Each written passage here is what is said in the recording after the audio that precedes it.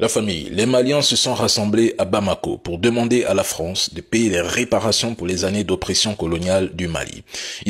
Bonjour la famille, j'espère que vous allez tous bien. Si vous êtes nouveau, n'oubliez pas de vous abonner à la chaîne et activer la cloche des notifications. Merci. La famille, lorsqu'on observe cette carte, on tente de vous faire croire que si l'AES sort de la CEDEAO, ce serait l'AES qui en souffrirait lourdement, tandis que la CEDEAO s'en sortirait indemne. Ah bon? Et vous avalez cette propagande? L'AES a démontré au monde entier que les différends politiques se règlent par la politique sans impliquer inutilement les peuples. C'est une leçon de vie, c'est une leçon inoubliable. C'est cela la vraie grandeur d'esprit. Maintenant, rappelons que la CEDEAO est composée de 3 catégories de pays. 1. Les pays côtiers avec un accès direct à la mer. Libéria, Nigeria, Togo, Sénégal, Côte d'Ivoire, Ghana, Guinée, Guinée-Bissau, Sierra Leone, Gambie et Bénin. 2. Les pays enclavés comme ceux de l'AES sans accès à la mer mais qui disposent d'avantages stratégiques souvent négligés par les trolls et les propagandistes. Ils servent de zone de transit, de pont terrestre essentiel entre les pays côtiers et d'autres régions africaines comme le Maghreb, l'Afrique centrale ou le Sahel oriental. Puis 3. Un seul pays insulaire, le Cap-Vert.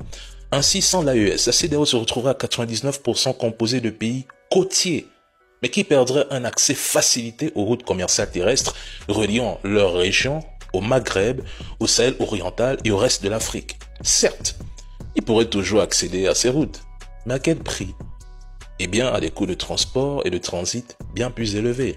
À cela s'ajouteraient les droits de douane, les visas pour les transporteurs et d'autres barrières administratives importantes si l'AES applique la réciprocité. Ça, les protagonistes n'osent pas vous le dire. En revanche, pour l'AES, les ports restent accessibles et plusieurs choix s'offrent à eux. Alors, posons la question. Par où passent les corridors commerciaux terrestres de ces pays côtiers membres de la CEDEAO? Par où? Pensez-vous réellement que les populations vivant dans les zones frontalières de la CEDEAO ne seront pas affectées? Continuez à écouter ceux qui ne sont même pas originaires d'Afrique de l'Ouest, mais qui incitent les populations de cette sous-région à se déchirer, à se clasher. Et je tiens à vous le dire, si le départ de l'AES est un avantage pour la CEDEAO, alors quelles seraient les conséquences? Car il ne peut y avoir d'avantage sans conséquences. Et ce sont justement ces conséquences que l'AES vient d'éviter en laissant un accès libre aux ressortissants de la CEDEAO. Mais attention, ce piège que vous creusez pour l'AES risque de se refermer sur vous. Et je vous le dis, de nombreux pays au sein de la CEDEAO n'accepteront pas une telle décision. Vous savez pourquoi? Car les répercussions économiques et sociales seront tout simplement énormes. Vous ne me croyez pas? Tant mieux. Sauvegardez cette vidéo et on en reparlera le moment venu.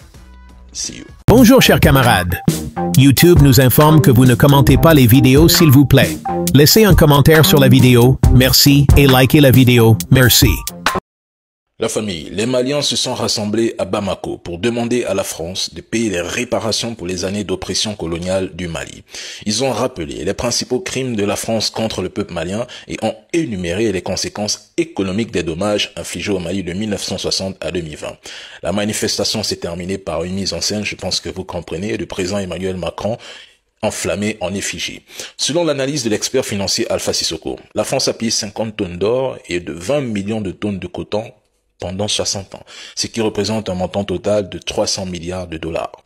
La France du président Emmanuel Macron d'aujourd'hui continue d'exercer son influence sur les pays africains et ne veut surtout pas se priver des richesses des pays d'Afrique.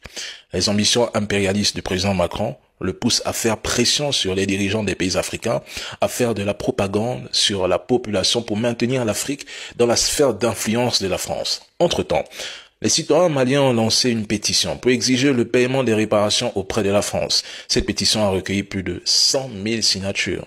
Pensez-vous que la France doit payer des réparations aux pays africains qu'elle a colonisés? Bien sûr. Mais de toute façon, laissez vos avis en commentaire. On se dit à la prochaine.